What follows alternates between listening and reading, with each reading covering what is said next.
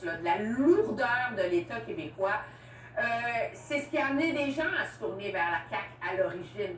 Et objectivement, c'est ce que lui reprochent en partie les gens qui ont perdu foi en cette CAQ-là, c'est de dire, vous avez dépensé des milliards de dollars, vous avez réinvesti, mais tout ça, c'est perdu dans les dédales de la démocratie sans se rendre aux citoyens. Donc, le diagnostic est le bon, je pense, mais on en revient à la même chose qu'on disait en début d'émission ou tout au long de cette émission. Est-ce que c'est pas un diagnostic qu'il aurait fallu faire au bas mot il y a un an et demi? Parce que moi, je me demande si le temps ne va pas manquer à ces nouveaux ministres pleins de fougue pour réussir à mettre ça en œuvre. Mario, ouais. Pour moi, le contenu au niveau des 4 points est clair. Le discours manquait, à mon humble avis, un peu d'énergie dans son ensemble, mais ça s'est repris à la fin, évidemment, avec cet engagement accueilli chaleureusement par ses troupes, qui est toujours prêt à se battre pour des résultats pour les Québécois. Jean-Marc, tu retiens quoi? Bien, essentiellement, c'est un premier ministre qui n'a plus rien à perdre. Hein. D'abord, il s'en va tout. Là. Voici ce que je crois, puis voici ce que je fais. C'est sûr qu'on est quand même très loin de la préoccupation des gens. C'est beau au niveau du premier ministre qui dit voici mes 4 visions, mais ça fait quoi en santé, en logement, en éducation? Le problème qu'il va falloir qu'il raccorde avec la population. Mais ce que je retiens surtout, c'est qu'il a maintenant 2 ennemis, la bureaucratie et les syndicats. Ça, c'est nouveau pour moi. Et ça veut dire qu'une bagarre qui s'engage avec le syndicat, et vous allez voir que ça va brasser au Québec s'il va au bout de sa pensée. Et il y en a peut-être un troisième, Phil Vincent, qu'on peut ajouter, les médecins. Les médecins, bien c'est ça, moi j'entends bataille. Là. On va se battre contre la bureaucratie, on va se battre contre les syndicats, on va se battre contre les groupes d'influence, on va se battre pour les Québécois. Mais on n'est pas dans le concret. Moi, si j'écoute, je vais retenir le Cruella qu'on a envoyé à France-Hélène Doranceau, qui était, ma foi, très maladroit et très inutile. En même temps, le message qu'on dit, c'est « elle va couper, faites attention ». Mais là, elle était Marie-Antoinette, c'était son surnom quand elle était au logement. Là, elle va être Cruella. On s'en va où, là? On s'en va dans du coupage, on s'en va dans de la confrontation.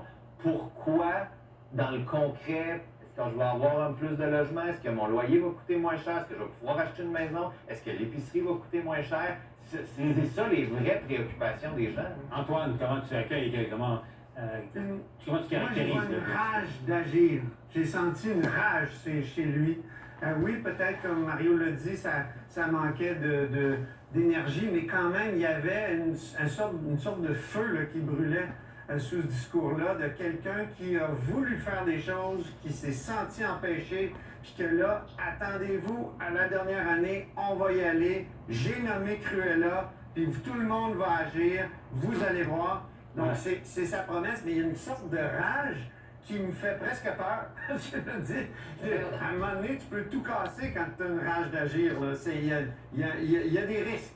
Il va y avoir des levées de boucliers. Moi, quand on parle de bataille, c'est qu'il y a des adversaires. Là, les médecins vont monter. Non, mais c'est pratique, les adversaires. Les syndicats sont déjà là. Quand t'as pas d'adversaire, c'est parce que tu fais rien. Si sur tes mains, t'as pas d'ennemis, là.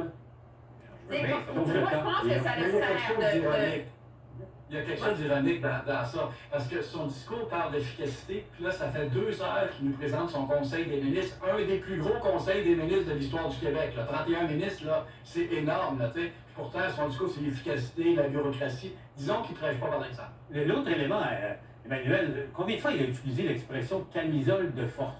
Ah oui, non, mais ça fait longtemps qu'on l'entend en coulisses, je vais t'avouer, je ne l'ai pas compté, mais je l'ai lu à plusieurs reprises. C'est comme s'il l'a sur le cœur, là. C'est une façon, en vérité, parce qu'il est premier ministre du Québec. Il ne peut pas se présenter et dire le modèle québécois est brisé. Il ne peut pas faire un Pierre Poilievre de lui-même, tu sais. Alors, la camisole de force, c'est comme une façon d'arriver à la même conclusion, sans dire que le Québec est brisé, là. Parce que s'il est brisé après 7 ans au pouvoir, ça sera un peu de sa faute, là.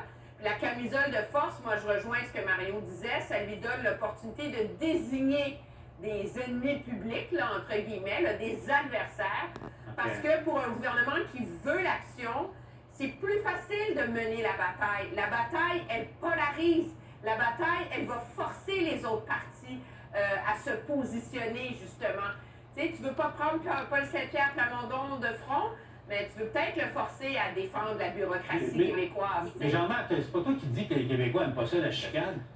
Ah oui, pas ça chicane, c'est sûr qu'il y a un effet direct, et ça, je vous dis que c'est son retour. Moi, si j'étais le titreur du Journal de Montréal demain, l'expression que je retiendrais du discours, là, c'est le traitement choc. C'est ça la promesse de François Legault, le traitement choc. Ça a des conséquences. Mais là, ce qu'il dit, gars, c'est la dernière année de mon mandat, je ne pense pas que je vais me représenter, il dit pas, moi je le pense, puis en bout, voici ce que je fais, je vais au bout, et c'est le traitement choc qu'il promet pour le Québec. Mario? Ouais. Maintenant, lui, il dit qu'il va se représenter. C'est la version officielle de François Legault. Non, mais il dit, il a dit, celle-là. en pesant lourdement, là, j'ai le goût de me battre et je le fais pour l'amour. On s'en parle dans 12 mois. Alors, moi, je suis de ton côté, Jean-Marc, j'en doute fort. Sauf que plus il reste longtemps, plus moins il laisse de temps à un éventuel successeur. Donc, il s'installe, il sera incontournable. Je signale les images, vous connaissez l'Assemblée nationale, donc c'est le foyer principal. Les ministres viendront répondre aux questions éventuellement, là, un à un. Mais bon, je reviens à ça, Emmanuel, le point que tu soulignais. Au fond, c'est presque pas des chantiers, mais des champs de bataille que le premier ministre identifie pour les prochains mois. Là. Oui, puis chaque ministre a son champ de bataille, là. Je veux dire, Bernard Drinville, les écologistes, Sonia Lebel, les syndicats en éducation qui, pour le gouvernement, sont toujours en train de se plaindre. France-Hélène Duranceau a toute la machine gouvernementale et sa lourdeur généralisée. Le ministre des Transports, le ministre des Infrastructures doivent trouver une façon que les projets sortent de terre beaucoup, beaucoup plus rapidement. Tu sais, tu peux... Tu sais, puis ça permet cette idée-là de lutter contre la bureaucratie, de sortir, tu sais, de simplifier l'État. C'est une feuille de route qui va se concentrer autour de quelques ministres clés, là, mais qui permet aussi de coordonner l'action des autres ministres. Ça, j'en ai pour preuve ce qu'on voit dans l'entourage de M. Carney, où tous les ministres ne sont pas responsables des dossiers clés. Mais tous les ministres se sont fait dire qu'il y a une seule chose qui compte, c'est l'économie. Puis ce que tu fais, organise-toi pour que ça aide l'économie. Fait que c'est un peu le même message qu'essaie d'envoyer, je pense, M. Legault. Éric Girard, celui des finances, arrive à l'instant. Bonjour, M. Girard. M. Legault a dit que c'était très clair, qu'on avait des difficultés au niveau de l'économie. Vous avez présenté un budget qui a été quand même assez difficile. Vous allez en présenter un dernier au mois de mars. Est-ce que vous avez la marge de manœuvre nécessaire pour aider vos collègues à remplir leur mission? D'abord, il est prématuré de dire que ce sera mon dernier, là, si vous permettez. Avant l'élection, on s'entend bien là-dessus. sûr, avant l'élection.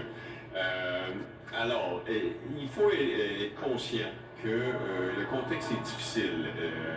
Ce qui a suivi la pandémie, c'est une hausse généralisée du coût de la vie. On sait que l'inflation a touché 8% au Québec en 2022 et partout dans les sociétés. Vous avez brûlé tout avec l'économie. C'est assez. Moi, je ne veux plus vous écouter. Salut.